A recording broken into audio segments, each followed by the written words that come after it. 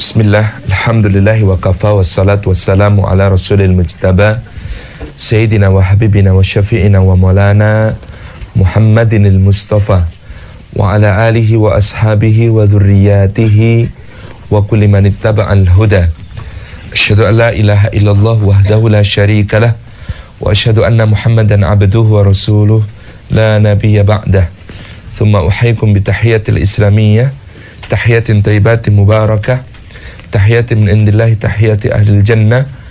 Assalamualaikum warahmatullahi wabarakatuh. Puji syukur kehadirat Allah Subhanahu wa taala atas limpahan karunia-Nya. Allah menghimpun kita di dalam majelis ilmu. Mudah-mudahan setiap langkah yang kita tempuh menuju ke tempat ini menjadi pemudah jalan kita semua menuju ke surga.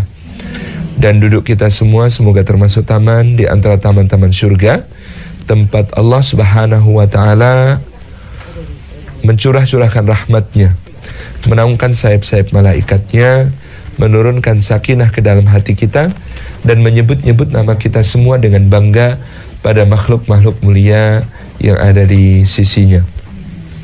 Hadirin semuanya yang dirahmati oleh Allah Subhanahu wa ta'ala. Sebenarnya syukur, sabar, dan istighfar itu tidak ada rahasianya. Disebut rahasia karena barangkali kita belum tahu. Allah dan Rasulnya Sallallahu Alaihi Wasallam telah memberikan kepada kita penjelasan atas ketiga perkara ini sebagai satu senjatanya orang mukmin menghadapi berbagai ujian di dalam kehidupan. Mulanya adalah iman. Maka Nabi Sallallahu Alaihi Wasallam bersabda, ajaban li amril mu'min kana kullu amrihi khair. Menakjubkan urusan orang beriman karena semua urusannya itu kebaikan. Ini diriwayatkan oleh Imam Muslim rahimahullah taala, ajaban li amril mu'min kana kullu amrihi khair. Menakjubkan orang beriman karena semua urusannya kebaikan. Dan ini tidak terjadi kecuali kepada orang yang beriman.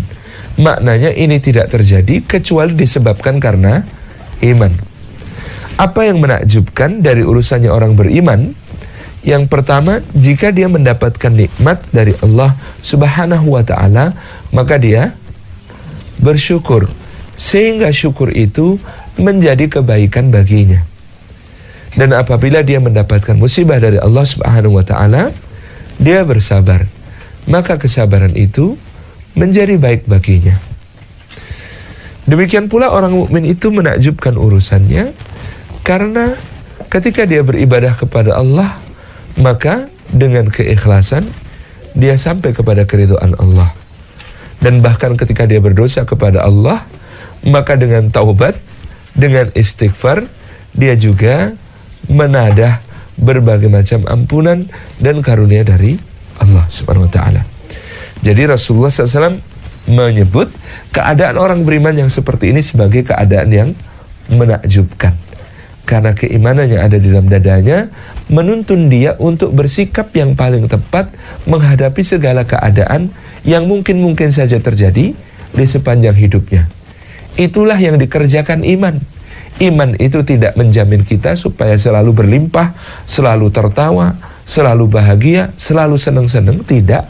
Yang dijaminkan iman adalah iman itu menuntun kita kepada sikap yang paling tepat menghadapi berbagai macam ujian yang diberikan oleh Allah Subhanahu wa ta'ala di dalam kehidupan. Mari kita bahas dari yang pertama. Yang menakjubkan pertama-tama dari orang beriman adalah apabila dia mendapatkan nikmat, maka dia bersyukur kepada Allah Subhanahu wa ta'ala, dan syukur itu baik baginya. Syukur itu, kata Sayyidina Umar bin Abdul Aziz rahimahullah ta'ala, nikmat yang lebih nikmat daripada nikmat yang disyukuri. Jadi mampu bersyukur atas suatu nikmat itu lebih agung daripada nikmat yang dirasakan lalu disyukuri itu. Kalau kita mendapatkan nikmat kesehatan, lalu dengan kesehatan itu kita mensyukurinya, mengucap tahmid kepada Allah, menggunakan nikmat kesehatan itu untuk mentaati Allah, untuk beribadah, untuk beramal saleh, membagi kemanfaatan kepada sesama manusia, maka yang demikian itu akan menjadi satu nikmat yang lebih nikmat daripada nikmat itu sendiri. Jadi mampu bersyukur itu karunia Allah. Kita tidak akan mampu bersyukur kalau tidak ditolong oleh Allah. Maka tadi Ibu Dani sudah membacakan satu doa yang sangat indah untuk selalu kita baca. Kalau bisa jangan sampai kelewat. Bisa di dalam sholat, yaitu di tasyahud akhir, atau bisa juga di luar sholat. Allahumma a'inni ala dzikrika wa syukrika wa husni ibadatik. Ya Allah, tolonglah aku supaya bisa berzikir ingat kepadamu, supaya bisa mensyukurimu atas nikmat-nikmat yang kau anugerahkan kepadaku, dan supaya aku bisa ihsan, supaya aku bisa mampu untuk memperbaiki ibadahku kepadamu. Inna salati wa nusuki wa mahyaya wa mamati lillahi rabbil alamin. Ya Allah, sesungguhnya salatku, ibadahku, manasik hajiku, ke semua aktivitas ketaatanku, hidupku dan matiku hanya untuk Engkau ya Allah. Padahal tidak layak untuk Engkau kecuali yang terbaik. Maka bantulah kami untuk memperbaikinya. Jadi ibadah itu Allah Subhanahu wa taala meminta ahsanu amala, amal yang terbaik. Oleh karena itu, kita lihat para nabi dan rasul di dalam Al-Qur'anul Karim banyak memohon kepada Allah supaya ditolong untuk mampu bersyukur, mampu taat, mampu beramal soleh, mampu melakukan berbagai macam ibadah ketaatan. Di antaranya dalam surah An-Naml, misalnya Nabi Sulaiman alaihissalam berdoa, Rabbi auzi'ni an ashkura nikmataka allati an'amta alayya wa ala walidayya wa an a'mala salihan tardahu wa adkhilni birahmatika fi ibadikas salihin.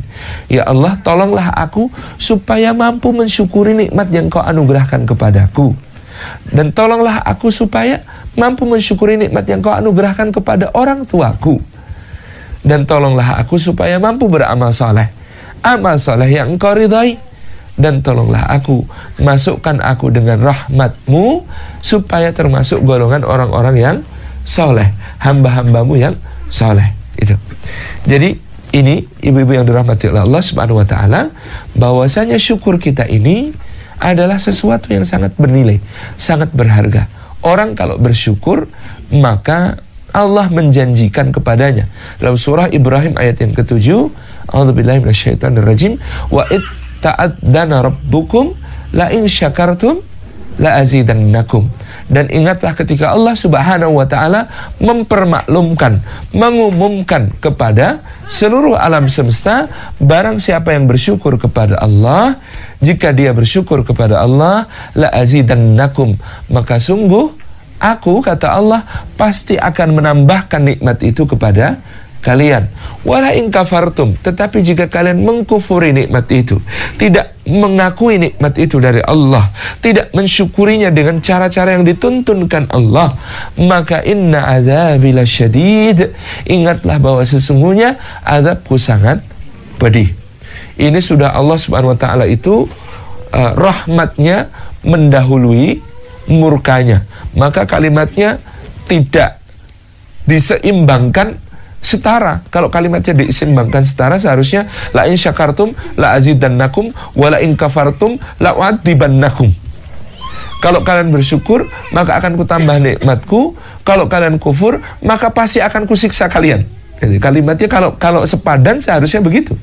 Tetapi Allah menggunakan kata-kata inna azabi lasyadid, sesungguhnya azabku sangat pedih. Ini adalah ancaman, tetapi ancamannya ini masih membuka kesempatan siapa yang kufur untuk memperbaikinya, siapa yang kufur untuk segera mensyukurinya, siapa yang kufur untuk segera kembali beriman kepada Allah dan memperbaiki dirinya.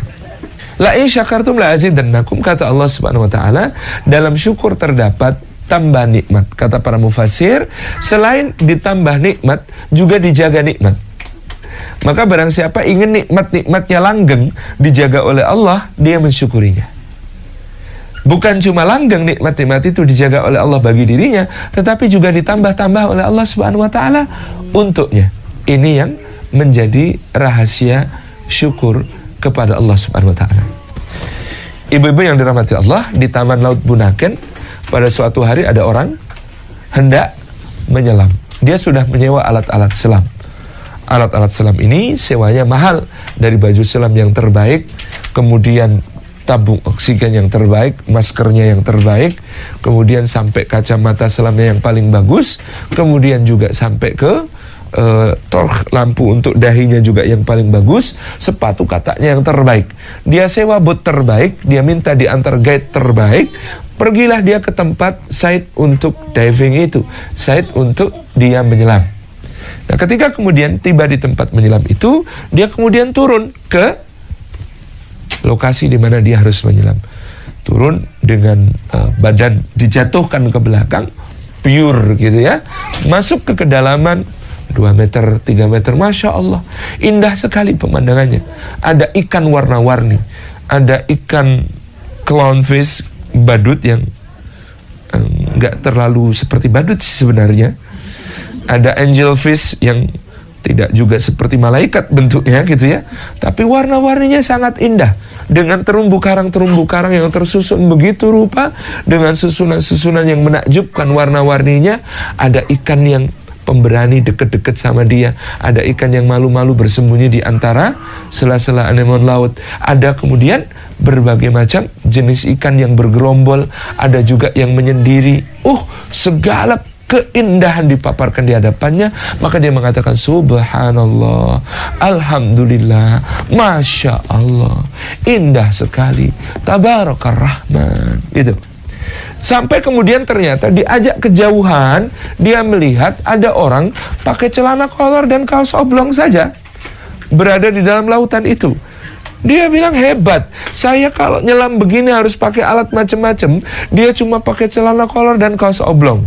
Maka dia acungkan jempol, tidak cukup 1 jempol, dia acungkan 2 jempol ke arah orang itu. Yang sana membalas dengan lambaian kedua tangan. Lalu setelah puas di situ, dia turun lagi ke kedalaman berikutnya, 5 meter, 6 meter. Masya Allah, makin indah, makin dahsyat. Berbagai jenis ikannya berbeda. Di situ ada teronggok bangkai kapal. Dia masuk ke dalamnya, ternyata jadi sarang ikan yang sangat banyak. Semua keindahan itu luar biasa. Begitu keluar dari bangkai kapal yang karam itu, dia melihat di kejauhan, ternyata si celana kolor dan kaos oblong juga ada di kedalaman itu. Dia bilang, kalau 2 meter, 3 meter naik ke atas ambil udara dekat, ini 6 meter, 7 meter, hebat sekali. Kemudian dia tidak cuma mengacungkan 2 jempol tangan, tapi juga sekaligus jempol kaki gitu. Dia turun lagi ke kedalaman berikutnya, ibu-ibu yang dirahmati Allah, ke kedalaman 12 meter, 13 meter. Masya Allah, ternyata sudah sore, matahari sudah remang-remang, cahayanya masuk, sehingga dia nyalakan torch yang ada di dadinya. Dia nyalakan sekak, begitu menyala, ternyata si celana kolor kaos oblong sudah tepat berdiri di depannya. Tidak tahan dengan penasarannya, dia tarik si celana kolor kaos oblong ini naik ke atas ke permukaan, lalu kemudian setelah membuka maskernya dia bertanya, "Mas, kasih tahu dong rahasianya, hebat banget nyelam sampai kedalaman segitu, nggak pakai alat apa-apa. Saya ini loh, sewanya mahal ya mas." Orang itu menjawab, "Makasih ya, aku tadi tenggelam." Ibu-ibu yang dirahmati Allah, apa bedanya dan apa persamaannya orang tenggelam dan orang menyelam?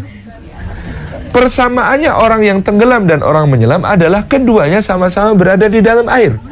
Dan sebenarnya keduanya sama-sama disuguhi pemandangan yang sangat indah oleh Allah Subhanahu wa taala dengan berbagai macam rupa ikan, terumbu karang, dan pemandangan bawah laut yang sangat menakjubkan. Tetapi sangat berbeda keadaannya orang yang tenggelam dan orang yang menyelam.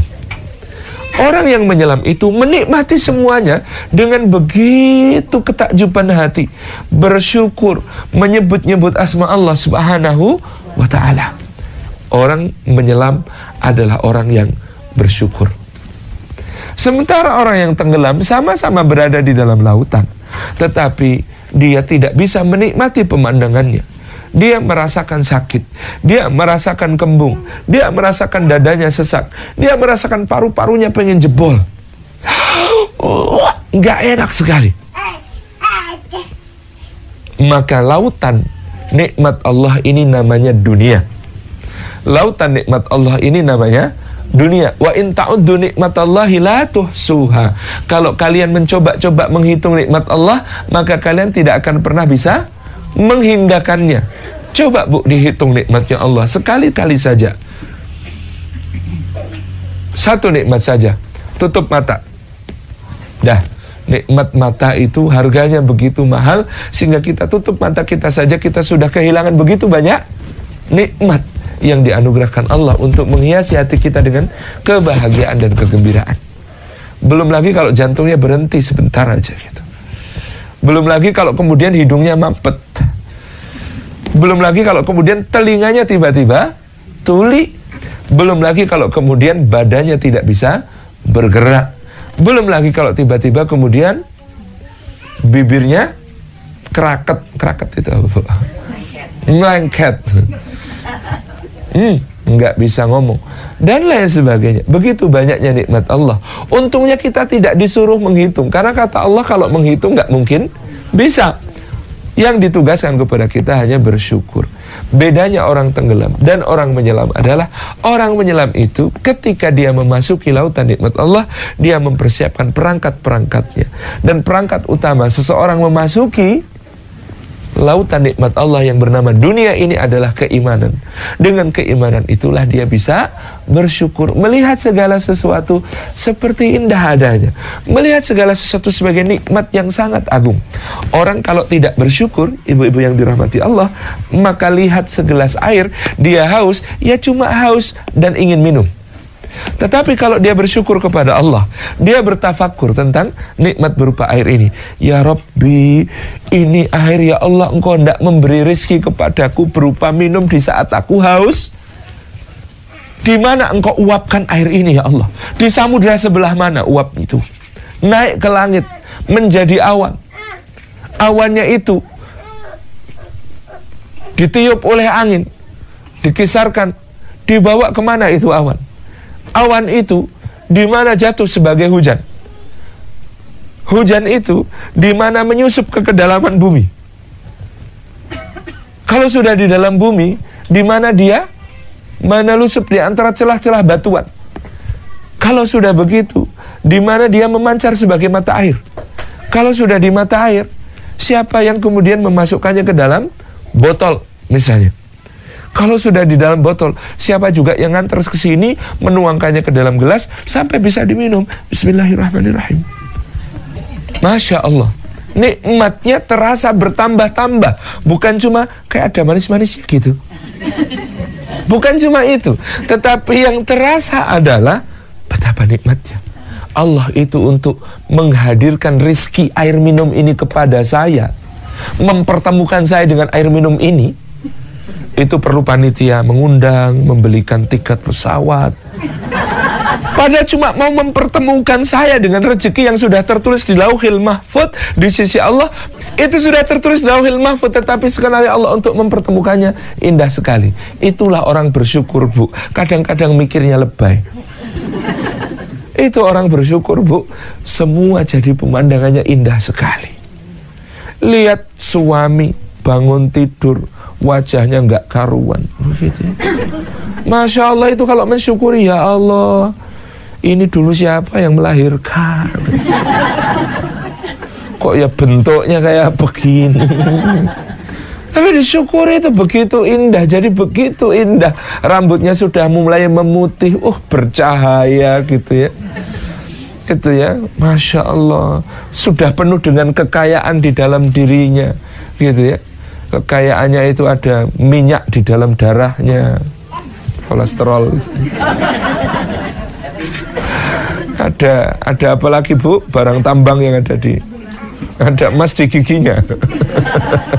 Ada apa lagi, Bu? Gitu ya. Itu Masya Allah, segala sesuatu dilihat dengan rasa syukur itu. Anak-anak kita ini kalau kita syukuri, kita lihat itu kayak jalan surga. Jalan surga ini. Ini kalau berdoa ini lidahnya ini yang kecil mungil ini, Rabbi firli wali walidayya warhamhuma kama rabbayani shaghira. Jangan-jangan ini yang menyelamatkan kelak saya di akhirat. Indah sekali. Bagi seorang yang bersyukur, segalanya jadi terasa indah, segalanya jadi terasa nikmat, lebih nikmat, bertambah-tambah nikmat. Maka saya sering bilang suami-suami ibu, kalau ada apa-apa, nikmat Allah itu tolong disyukuri, pasti ditambah. Punya istri, disyukuri, maka pasti akan ditambah nikmatnya. Jumlah belum tentu gitu. Tabarakar Rahman, ini yang diberikan oleh Allah Subhanahu wa ta'ala kepada kita. Rahasia syukur itu menambahkan nikmat, dan yang namanya syukur itu, ibu-ibu yang dirahmati Allah, meringankan hisab. Di akhirat kelak ada audit yang dijalankan Allah Subhanahu wa ta'ala kepada kita. Auditnya sangat rumit, pertanyaannya sangat detail, sangat rinci, di mana Allah Subhanahu wa ta'ala bukan hanya bertanya dipakai untuk apa, tapi gimana ngambilnya, dibelanjakan untuk apa. Semua ditanya, sen demi sen. Semua ditanyakan oleh Allah Subhanahu wa ta'ala. Nikmat itu yang sudah dianugerahkan kepada kita bukan cuma harta, kesehatannya, gitu ya, kelimpahannya, kesenangannya, masa santainya, semuanya akan ditanyakan oleh Allah Subhanahu wa ta'ala. Nah, audit itu bisa sangat merepotkan bagi kita yang ternyata banyak nikmat Allah justru kita pakai untuk durhaka kepadanya. Banyak nikmat Allah kita pakai untuk tidak mentaatinya. Pada saat itu Nabi SAW menggambarkan orang itu kalau dihisab, diaudit sama Allah di hadapannya, maka dia akan berkeringat dingin. Nanti keringat dinginnya mengucur deras setara sebanyak apa action memalukan. Jadi kita semua ini ternyata bintang film. Bintang film, Bu, film kehidupan yang juru kameranya standby sejak kita balik sampai kita mati. Nama kameranya Raqibun Atidun. Yang Raqib Atid ini selalu mengawasi, tidak pernah lepas. Kameranya tidak kenal habis baterai. Kameranya juga tidak kenal habis memori. Pokoknya selama masih menjalankan tugas, dia akan terus merekam. Dan semua itu yang kelak akan ditayangkan di dalam hari yang disebut sebagai Yaumil Hisab atau hari audit itu. Kita akan disuruh Allah menonton film yang kita bintangi sendiri, film yang menceritakan seluruh kehidupan kita di dunia. Maka tergantung seberapa banyak acting kita yang bagus, itu akan membuat kita tersenyum. Tetapi acting kita yang jelek akan membuat kita berkeringat pucat pasi. Nah, Nabi SAW menjelaskan, saking beratnya hari itu, ada orang-orang yang akan tenggelam di dalam keringatnya sendiri. Ada orang yang tenggelam dalam keringatnya sampai mata kaki. Ada orang yang tenggelam dalam keringatnya sendiri sampai lutut. Ada orang yang tenggelam dalam keringatnya sendiri sampai pinggang. Ada orang yang tenggelam dalam keringatnya sendiri sampai pundak. Tergantung seberapa memalukan actingnya. Maka berusahalah untuk menjadi seorang aktris yang layak mendapatkan piala citra atau bahkan Oscar, yaitu dengan acting sebaik-baiknya menurut skenario yang sudah dituliskan Allah. Skenario dari Allah adalah skenario untuk selalu taat kepada Allah di dalam berbagai macamnya. Jadi inilah rahasia syukur. Syukur itu menjadikan nikmat terjaga. Kalau mau suaminya awet, disyukuri, karena yang disyukuri akan terjaga, gitu ya. Ya, awet itu biasanya yang jelek lebih awet daripada yang ganteng. Kalau yang ganteng itu umur 50-an sudah gantengnya semakin hilang. Kalau jelek itu awet sampai tua tetap jelek gitu.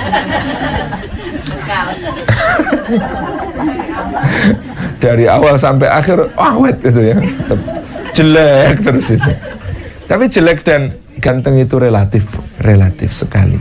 Jadi jangan pernah mengukur selera orang dengan selera kita sendiri. Jangan pernah mengomentari suami orang dibandingkan dengan suami kita sendiri. Nah, termasuk bersyukur adalah tidak membanding-bandingkan nikmat yang diperoleh orang lain dengan nikmat yang diperoleh sendiri. Karena rumput tetangga selalu tampak lebih hijau. Sebabnya apa? Rumputnya plastik. Nah, kita nggak tahu gitu kan. Itu kadang kita melihat orang lain tampak hidupnya lebih enak daripada kita. Siapa bilang? Belum tentu yang melaksanakan, yang ngelakoni, kata orang Jawa, merasakan hal yang lebih seperti bayangan kita. Ketika istri saya melahirkan Hilma dulu, kami di sebuah rumah sakit, ibu dan anak yang dimiliki oleh seorang dokter spesialis kandungan terkemuka di Jogja. Mertua saya itu bilang sama dokternya itu, wah enak ya dok ya punya rumah sakit sendiri begini.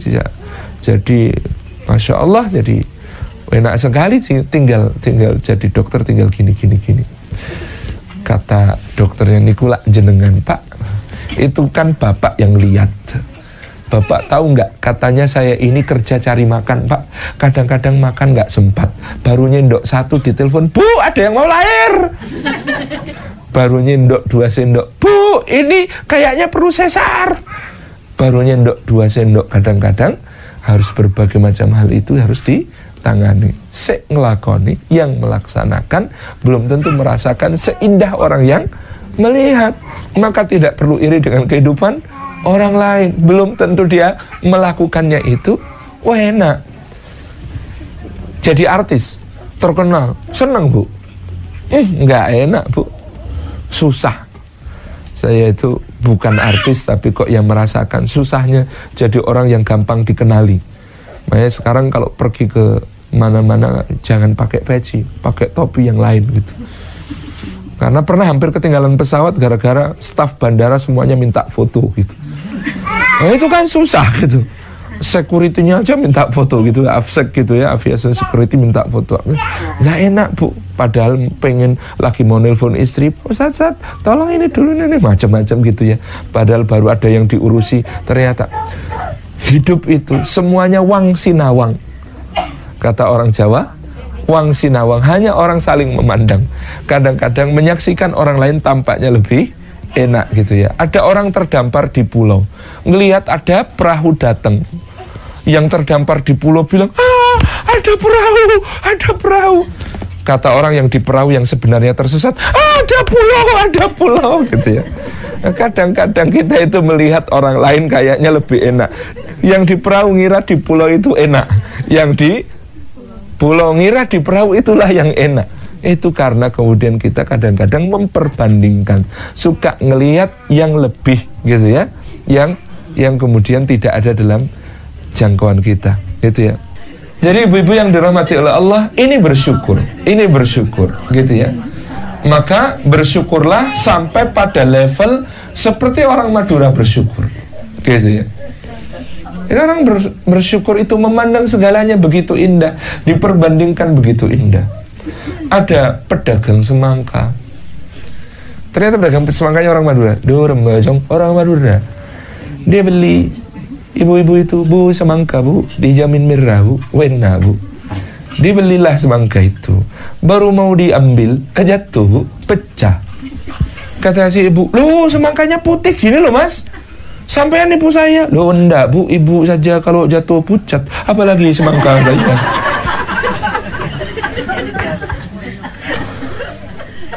Di saat lain ada yang beli mangga, Bu mangganya Bu manis Bu, lo beli berapa Bu? Sekilo aja Mas. Lo cuma sekilo Bu, enggak apa-apa sekilo aja. Manis bener ini, manis Bu, saya jamin manis. Lo ditimbang sekilo, manis. Dicoba di rumah ternyata asam semua. Datang komplain, nih katanya mangganya manis, ternyata asam semua. Sampai nipu saya, lo ibu kok marah-marah. Saya dengan ibu itu nasibnya masih bagus ibu. Lo gimana? Ibu itu cuma ketipu sekilo kok marah. Lah saya ketipu 3 karung.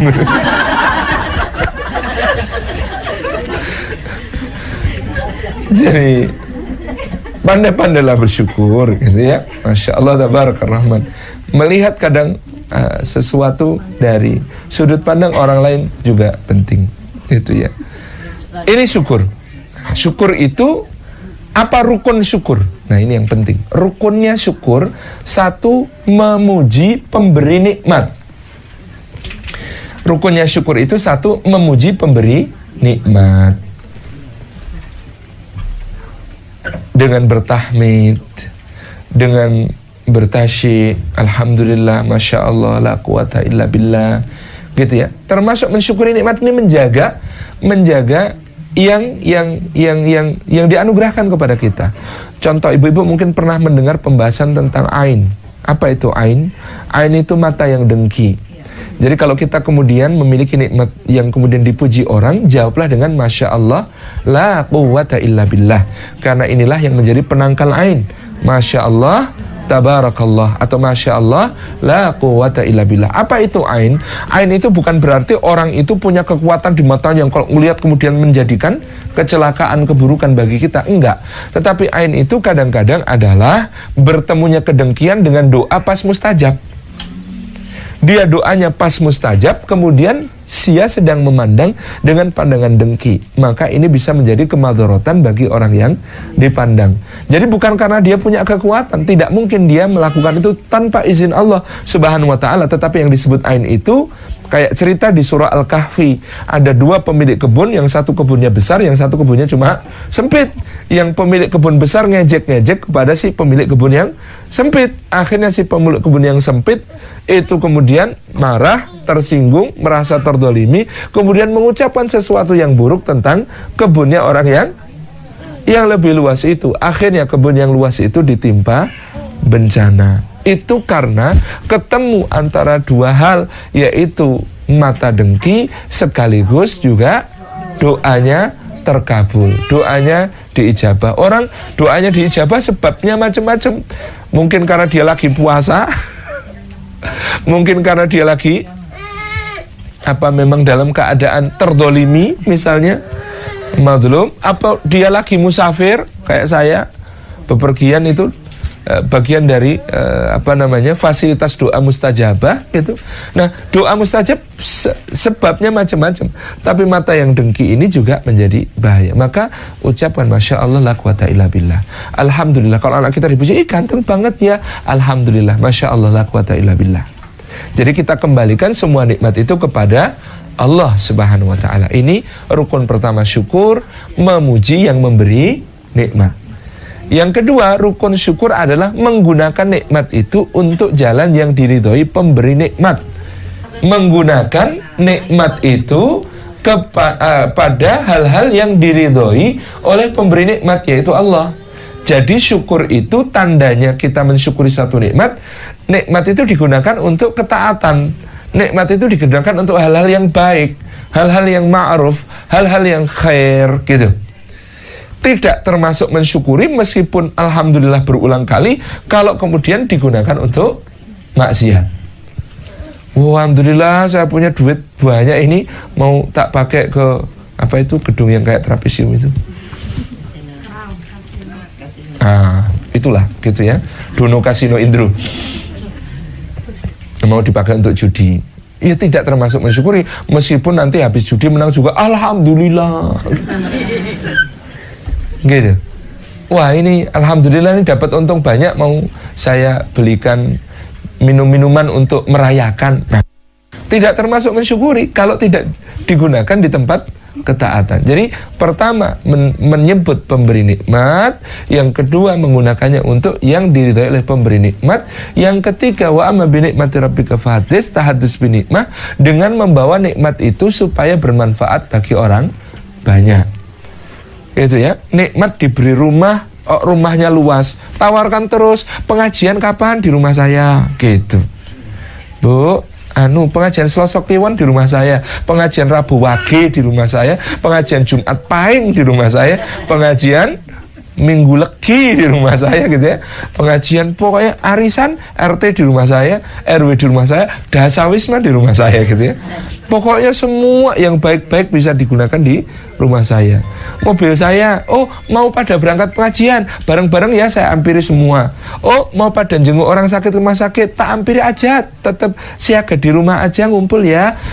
Mau untuk macam-macam, semuanya ini bisa menjadi kebaikan-kebaikan besar. Itu ya, syukur. Jadi 3 rukun syukur: mensyukuri pemberi nikmat, menyebut namanya, menggunakannya untuk ketaatan, dan apa tadi? Tiga. Yang ketiga, menjadikannya bermanfaat untuk sesama, gitu ya. Dah, syukur selesai. Syukur selesai. Yang kedua, sobar. Sobar pakai sod.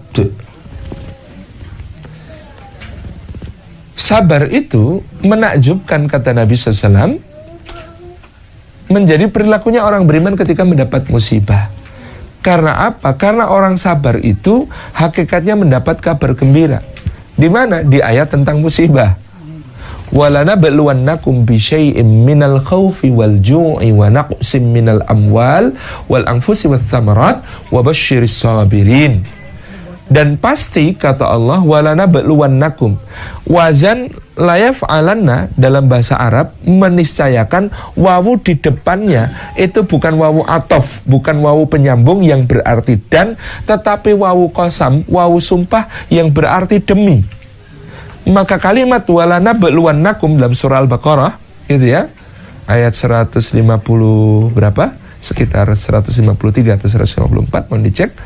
Itu bermakna bahwa walanabluwannakum, demi pasti akan kami timpakan bala, ujian kepada kalian. 155. Akan kami timpakan bala, ujian kepada kalian. Jadi sumpah. Sumpah itu kira-kira kalau Allah bersumpah pasti dilakukan enggak? Pasti. Berarti yang namanya ujian di dalam kehidupan itu pasti. Balak bencana di dalam ujian itu, hidup itu pasti. Karena ahasibannasu ayutraku ayaqulu amanna wa hum la yuftanun. Di dalam surah Al-Ankabut ayat kedua Allah mengatakan, apakah manusia mengira mereka akan dibiarkan saja sudah mengatakan saya beriman lalu tidak diuji lagi? Enggak, kata Allah, kami pasti akan menguji mereka sampai kami mengetahui manakah orang yang imannya jujur, imannya betul-betul, imannya serius, dengan yang hanya main-main, dengan yang hanya pura-pura. Nah, Allah memberikan bala, ujian itu, maka di sana bisyai'in, dengan sesuatu. Kalau sesuatu, maka berarti banyak apa sedikit? Sesuatu itu banyak apa sedikit? Kalau dalam bahasa Arab, syai' itu artinya sedikit. Ujian itu cuma sedikit, bisyai'in, dengan sesuatu. Nah, ini sesuatunya yang di sini ini maknanya sedikit. Bisyai'in, dengan sedikit. Minal khaufi, dari rasa takut. Pernah diuji dengan rasa takut, Bu? Takut apa? Khawatir, takut miskin, takut susah, takut sakit, takut jatuh, takut apa lagi, Bu? Takut kehilangan. Wah, ini paling berat ini, takut kehilangan. Takut macam-macam takut. Minal khauf, dari rasa takut, gelisah, khawatir, cemas. Itu ujian dari Allah. Maka tidaklah seorang mukmin merasakan takut, gelisah, khawatir, cemas, gitu ya, kecuali dia bersabar atas itu. Pahala terus, Bu. Walju, dan rasa lapar. Pernah diuji dengan rasa lapar? Sekarang lapar, Bu? Ya Allah. Jadi gak enak saya pengajiannya gitu kan. Kita segera akhiri ya. Diuji dengan rasa lapar oleh Allah Subhanahu wa taala. Makna rasa lapar seluruh kekurangan. Kadang-kadang kita ini sudah makan tapi tetap merasa lapar. Kenapa? Karena kemudian kita merasa kurang, merasa ada sesuatu yang kemudian mengganjal hati kita, yang bikin lebih lapar daripada lapar yang sebenarnya, gitu. Walju, dan rasa lapar. Juga rasa lapar ketika berpuasa. Tabarakallah Rahman. Wa naqsim minal amwal, dan berkurangnya harta. Pernah merasakan ya, harta berkurang, tabungan kok ya itu ada buku endingnya sedih gitu ya. Lagi baca apa, Bu? Baca buku, Pak, lo kok nangis endingnya sedih banget. Buku apa toh? Buku tabungan gitu. Naqsim minal amwal, berkurang harta karena berbagai sebab, musibah dan lain sebagainya. Kita mengalami itu. Wal anfus, dan berkurangnya jiwa. Mana berkurangnya jiwa, kita ditinggalkan orang-orang yang kita cintai, gitu ya. Ditinggalkan dengan meninggal maupun ditinggalkan di dalam hidup ini, gitu ya. Sama-sama hidup tapi ditinggalkan, gitu ya. Wassamarat, wal anfus, kehilangan orang-orang yang kita kasih. Wassamarat, dan kehilangan juga buah-buahan. Makna kehilangan buah-buahan adalah panennya meleset. Antara yang ditanam dengan yang dituai tidak sesuai harapan. Itu namanya wassamarat. Jadi kita kadang-kadang investasi ternyata enggak keluar, enggak menghasilkan sesuatu, apalagi bodong gitu. Itu subhanallah ya, segala macamnya. Kita di Indonesia juga sedih, banyak dananya kaum muslimin di atas namakan mau untuk umrah, ternyata dipakai untuk hal-hal yang sangat tidak pada tempatnya. Subhanallah. Ini semuanya ujian dari Allah Subhanahu wa taala. Allah mengatakan wabasyiris sabirin. Maka berilah kabar gembira kepada orang-orang yang sabar. Jadi dapat musibah itu sebenarnya dapat kabar gembira. Di mana kabar gembiranya? Satu, ibu-ibu seneng nggak kalau ada orang yang bilang I love you? Tergantung juga ya siapa yang ngomong ya. Saya waktu di Aberdeen pagi-pagi jalan-jalan gitu ya, kok ya yang nyapa itu nenek-nenek, hello sweetie. Nah, kan tergantung siapa yang mengatakan juga. Tetapi pada umumnya dicintai itu satu hal yang sangat indah. I love you. Orang mengatakan mencintai kita. Bagaimana orang yang sabar itu tidak berbahagia? Karena yang mengatakan I love you adalah wallahu yuhibbus sabirin. Allah cinta kepada orang-orang yang sabar. Ini jaminan lu.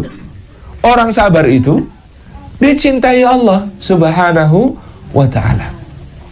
Jadi yang pertama, rahasianya sabar itu, kenapa dia disebut kabar gembira? Karena ada yang cinta sama dia, yaitu Allah.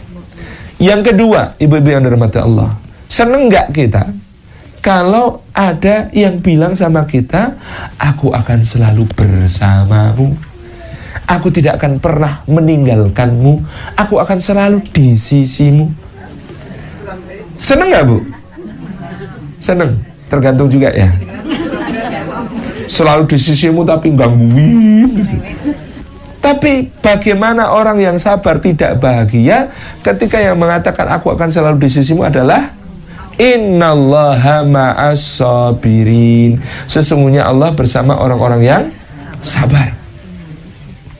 Gak pernah meninggalkan orang yang sabar.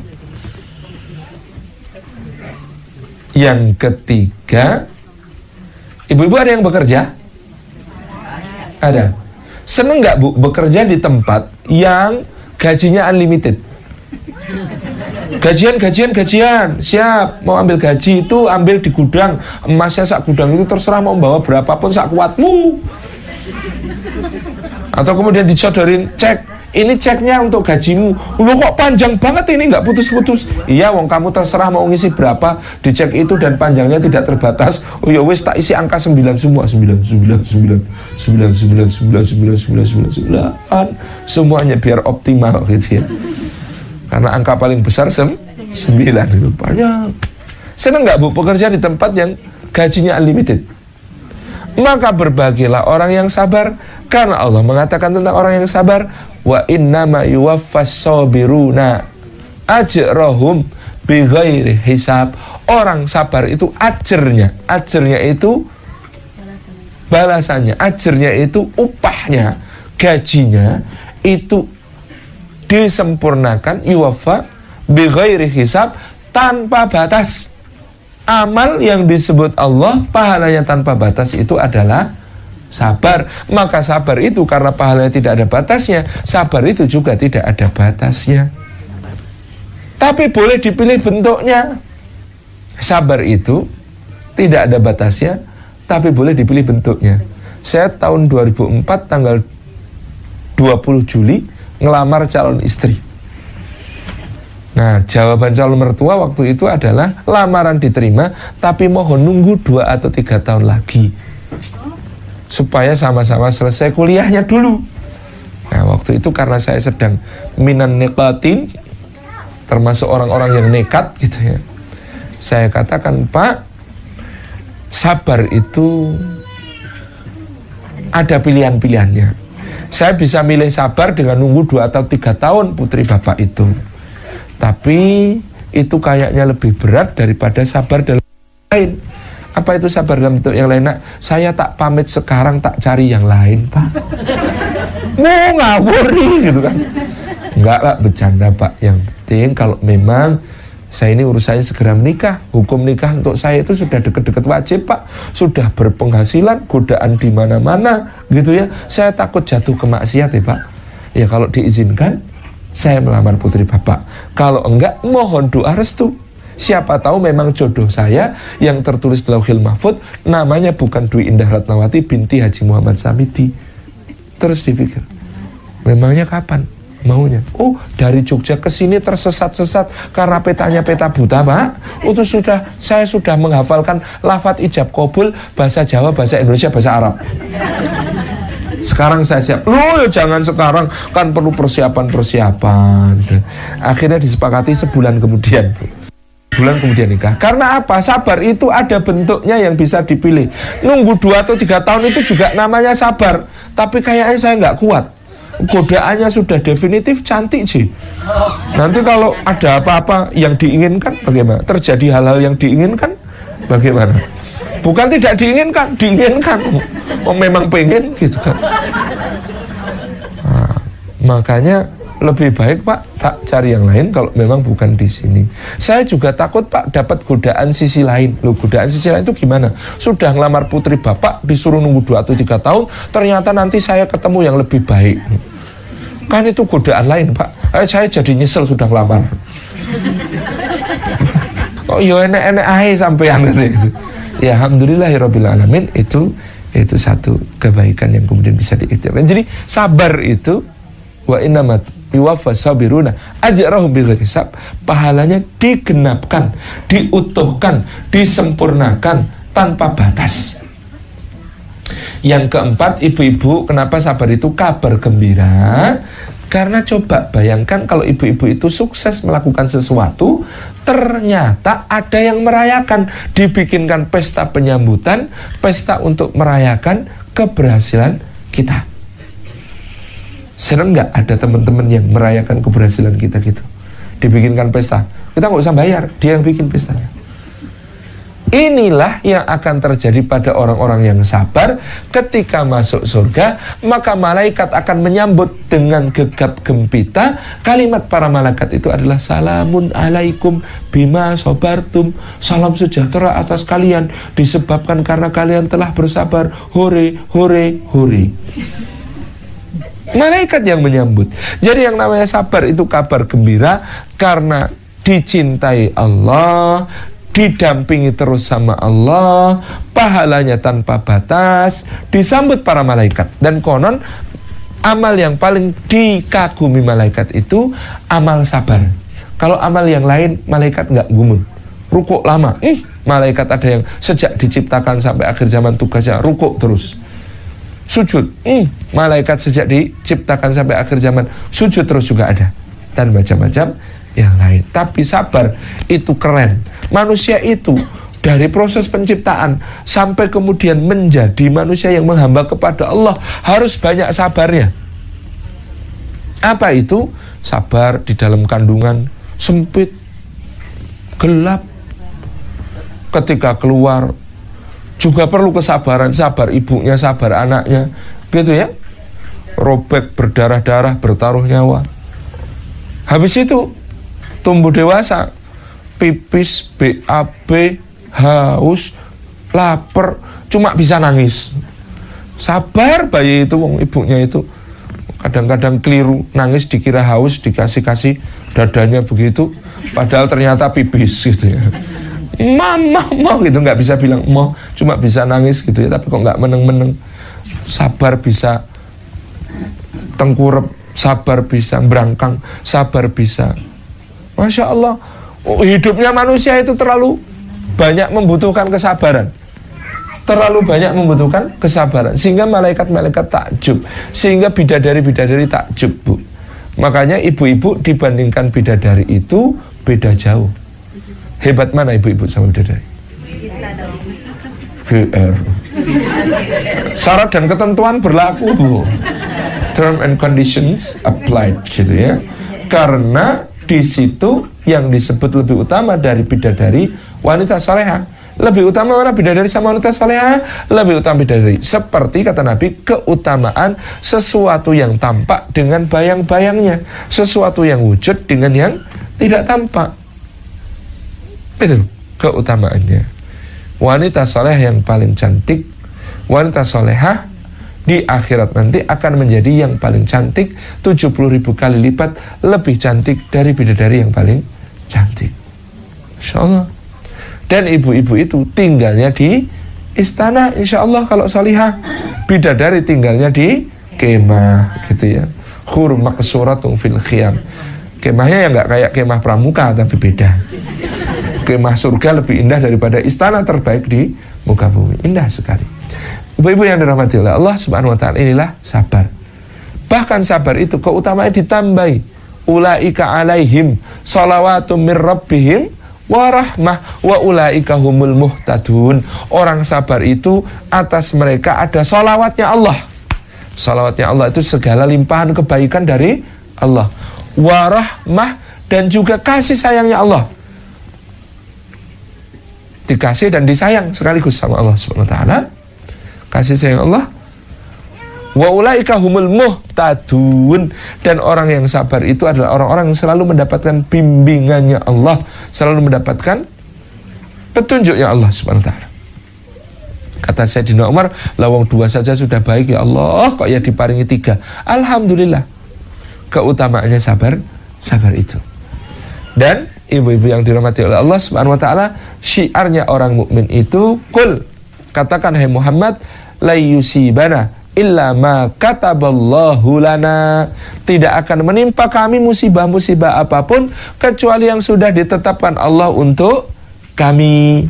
Dulu saya nggak ngerti bahasa Arab, ngira ayat ini bicara tentang tidak akan menimpa kami kecuali musibah yang sudah Allah tetapkan bagi kami. Ternyata kalau begitu harusnya ayatnya la yusibana illa ma kataballahu alaina, atas kami. Itu kalau membicarakan musibah itu pakai alaina, atas kami. Tapi ayat ini illa ma kataballahu lana, pakai huruf lam.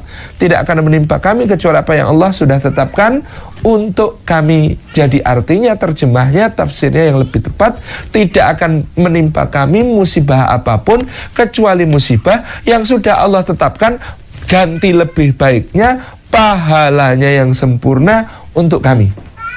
Jadi syiarnya orang beriman itu bukan cuma meyakini bahwa musibah itu yang menimpa kita ya memang yang untuk jatah kita. Tapi orang beriman itu meyakini bahwa musibah yang menimpa kita itu pasti pahalanya memang sudah disediakan untuk kita. Masya Allah. Nah, apa jenis-jenis sabar? 1, sabar di dalam ketaatan, sabar beribadah, maksudnya sabar dalam ketaatan ini supaya kita itu sabar, ya Allah. Taat itu kadang-kadang berat, sholat itu kadang-kadang beban, puasa itu kadang-kadang bikin lapar, ya memang bikin lapar. Itu ya. Sedekah itu kadang-kadang kayaknya kok bikin dompet jadi tipis, itu ya. Macam-macam. Ini perlu kesabaran di dalam ketaatan. Sabar jenis pertama. Sabar yang kedua, sabar menjauhi maksiat. Karena maksiat itu kadang-kadang tampak indah, tampak cantik, tampak menarik, gitu ya. Godaan-godaan itu tampak dihias sedemikian rupa oleh setan sehingga tampak begitu indahnya. Neraka itu dihiasi oleh berbagai macam perkara-perkara yang indah di dunia. Kayaknya semua yang dosa-dosa itu kalau dibayang-bayangkan kok ada indahnya. Inilah yang menghajatkan kesabaran kita di dalam menghindari musibah. Sabar ketiga adalah sabar menghadapi musibah. Sabar di dalam menghadapi musibah. Sabar keempat adalah sabar untuk terus bersama orang-orang benar. Kenapa penting yang keempat ini? Sabar bersama orang yang benar. Wasbir nafsaka ma'alladina yad'una rabbahum bil ghadati wal asi yuriduna wajhah. Sabarkan dirimu hai Muhammad untuk terus bersama dengan orang-orang yang menyeru Rabbnya pada pagi dan petang hanya mengharapkan ridhonya, tidak mengharapkan yang lain. Karena sabar bersama orang benar itu penting, sebab orang benar kadang lebih nyebelin daripada orang tidak benar. Kalau orang tidak benar, kita mau berbuat jelek, mau berbuat maksiat, mengikuti hawa nafsu, seneng-seneng, having fun, pokoknya hidup itu cuma seneng-seneng, terus dia mendukung kita. Tapi kalau orang benar, itu resek, suka mencampuri urusan kita, suka ngasih nasihat tanpa diminta. Maka kita ini diperintahkan sabar juga bersama orang-orang yang benar. Karena orang-orang benar itu kadang-kadang jengkelin. Tapi jengkelinnya demi kebaikan kita. Dia mengingatkan kalau kita salah, kalau kita alpa, kalau kita lalai. Dia meluruskan kalau kita bengkok. Dia kemudian membetulkan kalau kita keliru. Ini orang benar. Ya, kalau kita punya sahabat, teman itu sukanya kasih nasihat di jalan yang benar, itu ya disabar-sabarkan dulu. Mau nasihat itu permata. Cara ngasih orang nasihat kepada kita itu macam-macam. Ada permata itu digenggam ke tangan kita sambil salaman, terima ya Jeng, mudah-mudahan manfaat gitu ya. Ada juga permata itu yang kemudian tiba-tiba jari kita diselipkan ke saku, terima ya Jeng, mudah-mudahan manfaat itu. Nasihat kayak begitu enak nerimanya. Tapi kadang-kadang ada nasihat itu dilakukan, diberikan dengan cara dilempar ke muka kita, wok gitu. Tapi nggak apa-apa, wong permata, ambil permatanya yang penting. Salah sendiri permata kok dilempar gitu ya. Buat kita, hak kita dapat permata. Ada yang diguaplokkan ke wajah, gitu kan. Tapi permata, ambil permatanya gitu ya. Ini adalah kebaikan. Makanya sabar untuk bersama orang-orang benar. Karena orang benar ini membawa kita ke kedudukan yang sangat tinggi di sisi Allah. Mungkin bahkan kita diselamatkan kelak di akhirat. Karena teman-teman kita yang benar ini cari-cari kita di surga. Kok teman kita yang satu itu belum ada ya? Oh, masih tertahan apa ya? Ya Allah, kami nggak mau masuk surga kalau nggak bersama teman kami yang satu itu. Wong pengajiannya bareng kami, sholat jamaahnya bareng kami, apa-apa bareng kami. Kok ini di surga kok tidak dikumpulin sama kami? Kumpulin ya Allah. Oh ya, diambilkan. Sudah agak gosong-gosong dikit itu. Alhamdulillah gitu. Loh, kamu kok bisa ke sana? Oh, aku tuh bener nek cuma nek sama kalian, nek nggak sama kalian itu yo seneng nyicip-nyicip ya nggak bener gitu. Misalnya gitu ya. Tapi ini ada syafaatnya orang-orang bener yang menjadi sahabat kita. Bersamalah orang-orang yang bener. Jadi sabar ada 4, sabar taat, sabar anti maksiat, sabar menghadapi musibah sama orang benar. Oke, sabar selesai pembahasannya. Oke, terakhir adalah tentang istighfar. Kata ibunda kita Aisyah radhiyallahu anha, tuba liman yajudu fi kitabihi istighfaran katsira. Sangat berbahagia orang yang kelak di akhirat menemukan di dalam kitab catatan amalnya ada istighfar kok banyak. Ada istighfar banyak karena istighfar itu amal yang sangat besar. Sayyidina Ali bin Abi Thalib berkata, Al-Quran ini sudah menunjukkan kepada kalian penyakit kalian dan obatnya. Penyakit kalian itu dosa-dosa, obatnya itu istighfar. Jadi dosa-dosa kita ini seperti luka, kata Ibnu Qayyim al-Jauziyah. Orang itu kalau banyak banget lukanya, dikhawatirkan mati karena lukanya.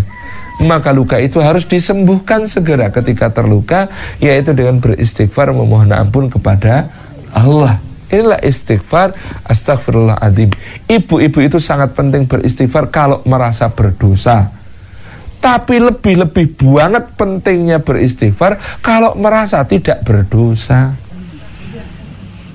Jadi kalau merasa berdosa istighfar, Bu. Kalau merasa tidak berdosa, harus dilipat-lipat kalikan itu istighfarnya. Merasa tidak berdosa itu mencurigakan sekali.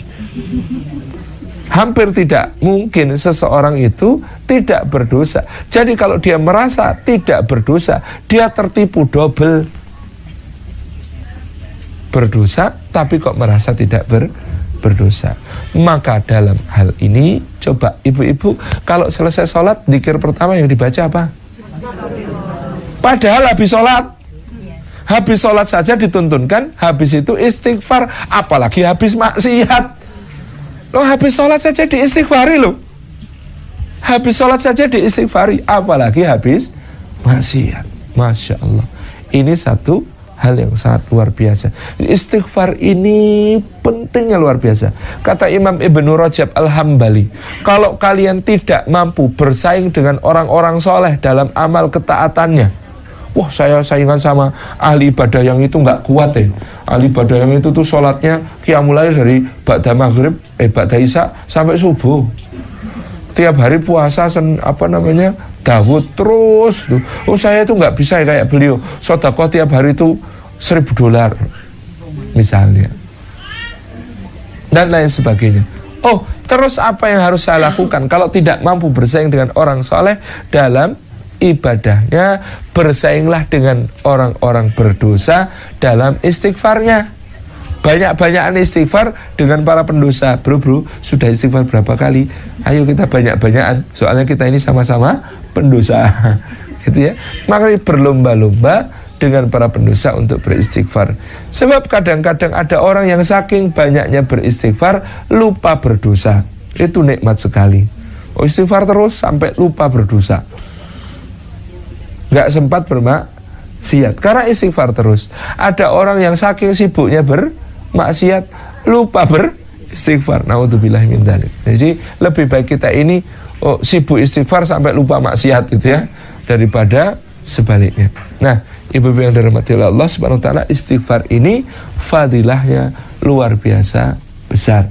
Nabi Nuh saja mengatakan kepada kaumnya dalam surah Nuh, faqul istighfaru rabbakum innahu kana ghaffara. Maka aku katakan kepada kaumku, ya Allah, beristighfarlah kalian, sesungguhnya Allah Rabb kalian itu Maha Pengampun. Yursilis sama'u alaikum midrara. Kalau kalian itu mau bersyukur, maka awan-awan akan diarakkan ke negeri kalian menjadi sumber kesuburan, kemakmuran, kekayaan bagi kalian. Wa yumditkum, dan akan dilipat gandakan oleh Allah harta kalian, anak kalian. Loh, ini kok lucu. Istighfar itu kan merasa berdosa kepada Allah. Kok ganjaran dari istighfar di dunia bisa bertambah kemakmuran, keluhuran, kekayaan semacam ini? Karena kata Nabi SAW, tidak ada yang menyumbat datangnya karunia bagi hamba kecuali dosa-dosanya. Jadi sebenarnya ada banyak jatah Allah, rezeki dari Allah akan turun kepada kita. Mungkin dia terhalang oleh dosa-dosa kita, maka penghalangnya perlu dihilangkan. Dengan cara apa? Dengan banyak beristighfar kepada Allah. Jadi inilah rahasia istighfar. Dia itu membuka pintu-pintu karunia Allah dari sumbatan berupa dosa-dosa kita. Ini tentang istighfar. Satu hari ada Imam Hasan Al-Basri di kota Basrah buka konsultasi. Karena beliau memang setelah sholat Jumat biasanya didatangi orang untuk berkonsultasi berbagai masalah, termasuk masalah-masalah keseharian, dan minta didoakan supaya ditolong Allah. Ada orang pertama datang, ya Imam, saya sudah lama tidak punya anak, pernikahan kami sudah berumur sekian, apa nasihat dan amalan yang bisa saya lakukan supaya saya dikaruniai putra oleh Allah? Maka Imam Hasan Al-Basri mengatakan, perbanyak istighfar. Ada orang datang, saya ini sakit sudah lama menaun kok nggak sembuh-sembuh ya Imam, apa yang harus saya lakukan, amal apa untuk menyembuhkannya, menjadi wasilah kesembuhannya? Kata Imam Hasan Al-Basri, perbanyak istighfar. Datang orang ketika, wahai Imam, saya punya utang banyak sekali, nggak kuat bayar, tolong saya Imam, amalannya apa supaya kuat bayar utang? Kata Imam Hasan Al-Basri, perbanyak istighfar. Datang lagi, wahai Imam, saya lagi ada masalah sama istri saya, kami cekcok sampai hampir cerai, ya Imam, amalannya apa supaya kami rukun kembali? Kata Imam Hasan Al-Basri, perbanyak istighfar. Ada orang datang lagi, ya Imam, saya jatuh bangkrut ya Imam, kemarin saya masih seorang pedagang kaya, tapi sekarang saya tidak punya apa-apa. Maka apa kata Imam Hasan Al-Basri? Perbanyak istighfar. Ada orang datang, wahai Imam, saya ini karirnya diambang kehancuran, saya sudah jadi seorang prajurit tinggi, tetapi kemudian saya dianggap melakukan pelanggaran, lalu saya dikeluarkan dan saya dipecat dari jabatan tersebut. Apa yang menyesatkan ya Imam? Kata Imam Hasan Al-Basri, perbanyak istighfar. Ada orang datang lagi mengatakan, aduh ya Imam, anak saya kok nakal-nakal, beling-beling, susah dibilangin. Apa yang harus saya lakukan ya Imam? Kata Imam Hasan Al-Basri, perbanyak istighfar.